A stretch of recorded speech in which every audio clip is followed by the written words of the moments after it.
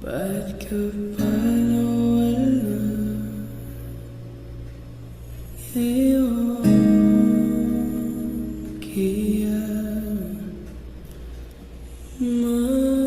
mag-isang uuwi ng bahay. Di ka na kasabay na una ka na sa